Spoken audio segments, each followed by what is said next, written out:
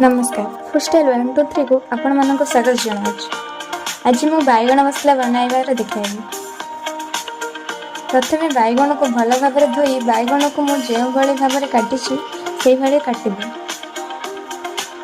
तापर गोटे कड़े बसई से किसी तेल पकाइबे। तेल गरम होगा पर अदा रसुण पेस्ट किछि पकाइबे। तापर हलदी गुंड मर्च गुंड मसला गुंड लुण पकई ताको भल भाव कषिदेवे। कषि हो सारा पर अलग जगह को काढ़ी ठंडा कराइबे।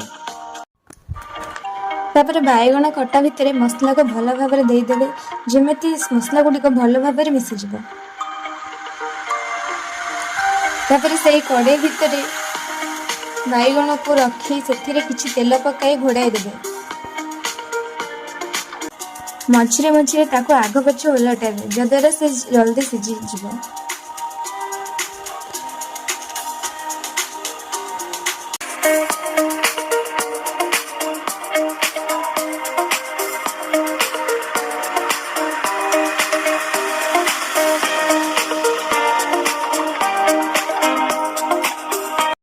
रेडी हो गला मो बैगण मसला। केमिति लगिला कमेंट माध्यम निश्चय जणाइबे।